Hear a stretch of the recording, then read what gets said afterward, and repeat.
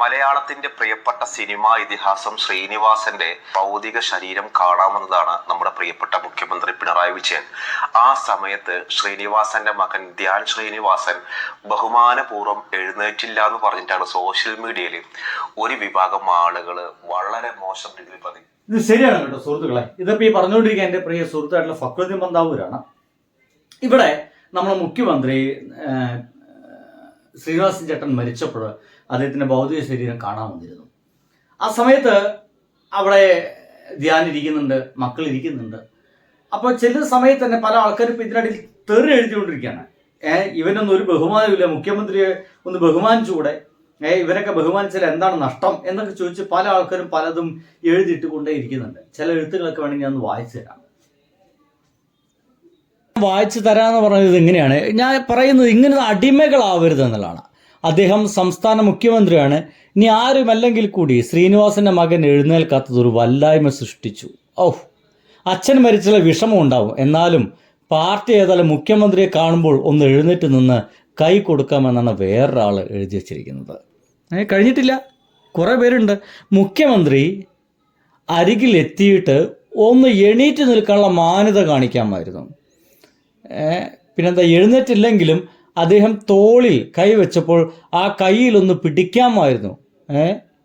ബഹുമാന സൂചകമായി അങ്ങനെ ചെയ്യാമായിരുന്നു. ഇത്രയും പ്രായമുള്ള ഒരാൾ വരുമ്പോൾ എണീറ്റ് നിൽക്കണം എന്ന് ഇനി ഏത് സ്കൂളിൽ പഠിക്കണം? അച്ഛൻ മരിച്ചാൽ വിഷമം ഉണ്ടാവും, എന്തായാലും മുഖ്യമന്ത്രിയെ കാണുമ്പോൾ ഒന്ന് എഴുന്നേറ്റ് നിന്ന് കൊടുക്കാം. ഇത്രയും പ്രായമുള്ള CM വരുമ്പോൾ എഴുന്നേറ്റ് നിൽക്കണം, ഇനി ഏത് സ്കൂളിൽ പഠിക്കണം? കഴിഞ്ഞിട്ടില്ല. മോശമായി പോയി, മാനസികാവസ്ഥ മാനിക്കുന്നു, എങ്കിലും കുറച്ചുകൂടെ വിനയമാകാമായിരുന്നു. കേരളത്തിൽ മുഖ്യമന്ത്രി സ്വന്തം അച്ഛനെ ഒരു നോക്ക് കാണാൻ വന്നപ്പോൾ ബഹുമാനമൊക്കെ ആകാമായിരുന്നു എന്ന് പറഞ്ഞുകൊണ്ട് ഒരുപാട് എഴുത്തുകളുണ്ട്. ഞാൻ ചോദിക്കുന്നത്, ഇവിടെ മുഖ്യമന്ത്രിയെ ഇവൻ അപമാനിച്ചിട്ടുണ്ടോ എന്നുള്ളതാണ്.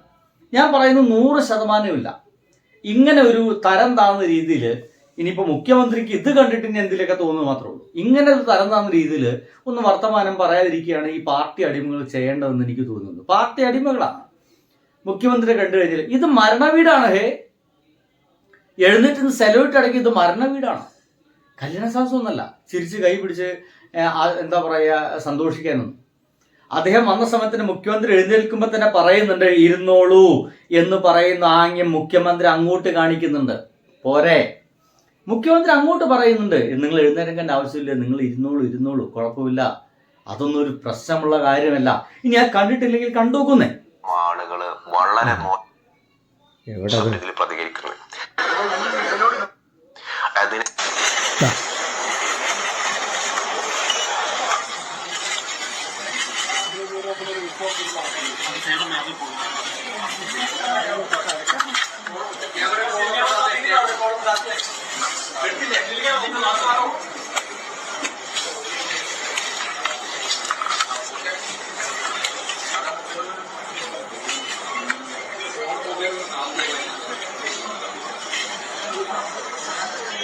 മലയാളത്തിന്റെ പ്രിയപ്പെട്ട സിനിമാ ഇതിഹാസം ശ്രീനിവാസന്റെ ഭൗതിക ശരീരം കണ്ടില്ലേ? അപ്പൊ ആ ഭൗതിക ശരീരം കാണാൻ വന്ന സമയത്ത് എഴുന്നേറ്റ് ബഹുമാനിച്ചില്ല എന്നൊക്കെ പറയുന്നത്. തീർച്ചയായിട്ടും അവിടെ ആ സമയത്ത് എന്താ പറയാ, കൃത്യമായിട്ടും മുഖ്യമന്ത്രി പറയുന്നുണ്ട് നിങ്ങൾ എഴുന്നേൽക്കേണ്ട ആവശ്യമില്ല എന്ന് പറയുന്നുണ്ട്. എന്തായാലും ഫക്രുദ്ദീൻ പന്താവിന്റെ അഭിപ്രായം കേട്ടോളാ. ഒരു സഖാവ് എന്ന് പറഞ്ഞാൽ മറ്റുള്ളവന്റെ വേദന അറിയുന്നവനാണ് സഖാവ്. ആ സഖാവ് എന്നുള്ള വാക്കിനപ്പുറം കുറെ സോഷ്യൽ പോരാളികൾ, സോഷ്യൽ മീഡിയയിലെ സൈബർ പോരാളികൾ ഇതിന്റെ അടിയിൽ വന്നിട്ട് ഒരു പിതാവ് മരണപ്പെട്ട ഒരു ദുഃഖത്തിൽ നിൽക്കുന്ന ഒരു മകന്റെ വേദന പോലും മനസ്സിലാക്കാതെ ധ്യാൻ ശ്രീനിവാസനെ വളരെ മോശം ഭാഷയിൽ സംസാരിക്കാം. കണ്ടില്ലേ, ഇവിടെ വളരെ മോശം ഭാഷയിൽ തന്നെയാണ് ധ്യാൻ ശ്രീനിവാസനെതിരെ സംസാരിച്ചുകൊണ്ടിരിക്കുന്നത്. ഇവരൊക്കെ ഇതിന് ഏത് സ്കൂളിൽ പോയി പഠിക്കും? മുഖ്യമന്ത്രിക്ക് അത്യാവശ്യം പ്രായമില്ലേ? അദ്ദേഹം വന്നു എഴുന്നേറ്റ് ബഹുമാനിക്കണ്ടേ? നോക്കൂ, ധ്യാൻ ശ്രീനിവാസൻ ഏതു തരം മാനസികാവസ്ഥയിലാണ് അവിടെ ഇരിക്കുന്നത് നിങ്ങൾക്കറിയോ?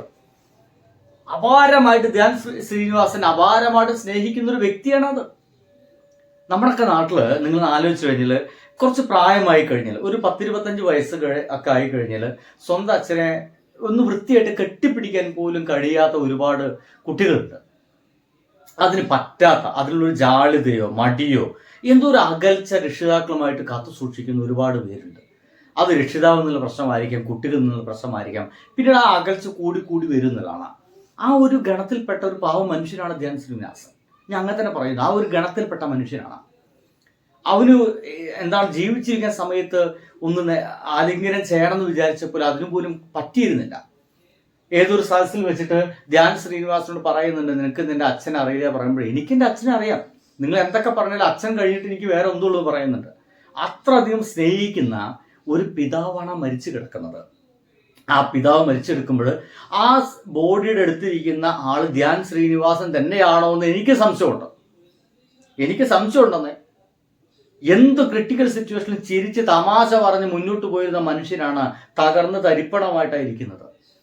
അവൻ്റെ മനസ്സ് അപ്പോൾ അവിടെയൊക്കെ തന്നെയാണ് ഉള്ളതെന്ന്, അതിന് തൊട്ടു മുമ്പിൽ വന്നിരിക്കുന്ന മുഖ്യമന്ത്രിയാണെന്ന് തിരിച്ചറിഞ്ഞിട്ട് പോലും എന്താണ് ചെയ്യേണ്ടത്, എങ്ങനെയാണ് പ്രതികരിക്കേണ്ടത്, ചിരിക്കണോ കരയണോ, അദ്ദേഹത്തെ തൊടണോ പിടിക്കണോ ആരെങ്കിലും ചെയ്യണോ, ഒന്നും മനസ്സിലാക്കാൻ കഴിയാതെ നിൽക്കുന്ന ഒരു അവസ്ഥയിലായിരിക്കണം മിക്കവാറും ധ്യാൻ ശ്രീനിവാസൻ അവിടെ ഉണ്ടായിരിക്കുക.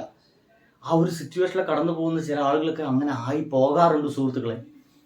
ഇതൊന്നും മനസ്സിലാക്കാൻ കഴിയാതെ സഖാവാണെന്നും പറഞ്ഞുകൊണ്ട് CPM-കാരനാണെന്നും പറഞ്ഞുകൊണ്ട് മുഖ്യമന്ത്രിയെ കണ്ടിട്ട് നീച്ചു തിന്നില്ല ധ്യാൻ ശ്രീനിവാസൻ എന്ന് പറയുന്നത് പച്ചത്തെറി എഴുതുകയാണ് നമ്മുടെ ധ്യാൻ ശ്രീനിവാസനെ.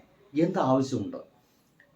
ഈ സഖാവ് എന്ന് പറഞ്ഞ വാക്കിന് അർത്ഥമെങ്കിലും മറ്റുള്ളവരുടെ വേദനകൾ, അവരുടെ വേവലാതികൾ അത് മനസ്സിലാക്കുന്നില്ലേ? നോക്കൂ, മുഖ്യമന്ത്രി വന്ന സമയത്ത് അവിടെ എഴുന്നേൽക്കാൻ പോകുന്ന ആളുകളോട് ഇരുന്നോളൂ എന്ന് പറയുന്ന ആംഗ്യം പറയുന്നുണ്ട്. വേണ്ട, എഴുന്നേൽക്കണ്ട, ഇരുന്നോളൂ എന്ന് പറയുന്നുണ്ട്. അതുപോലെ അപ്പൊ അവർ എഴുന്നേൽക്കാൻ ശ്രമം നടത്തിയിരുന്നു. പക്ഷേ മുഖ്യമന്ത്രിയാണ് നിർബന്ധിച്ച് നിങ്ങൾ എഴുന്നേൽക്കേണ്ട ആവശ്യമില്ല, അതിൻ്റെ ഒന്നും ആവശ്യമില്ല. ഇതൊന്നും പ്രോട്ടോക്കോൾ ഒന്നല്ല. അതൊക്കെ വികാരപരമായിട്ട് വൈകാരികമായിട്ടുള്ള ചില നിമിഷങ്ങളാണ്. വൈകാരികമായിട്ടുള്ള നിമിഷങ്ങളിൽ നമ്മൾ എന്താ ചെയ്തു പോകുക എന്ന് നമുക്ക് പലപ്പോഴും അറിയില്ല. അവിടെ ധ്യാനാവട്ടെ, ധ്യാനൻ്റെ ഏട്ടൻ വിനീതാവട്ടെ, അദ്ദേഹത്തിൻ്റെ ഭാര്യയാവട്ടെ, ബന്ധുമിത്രാദികളുടെ ഏത് തരം ഇമോഷണലാണ് അവിടെ നിൽക്കുന്നത് നമുക്ക് പറയാൻ കഴിയില്ല.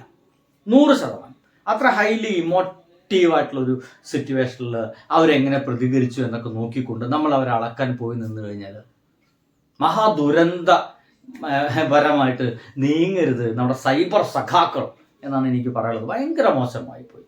ഇമ്മാതിരി മറുപടിയൊന്നും, ഇമ്മാതിരി കമൻ്റൊന്നും ആ ഒരു മഹാന്റെ മകനെ ഇപ്പോൾ ആക്ഷേപിക്കുന്ന ഒട്ടും ശരിയല്ല എന്നുള്ളതാണ്.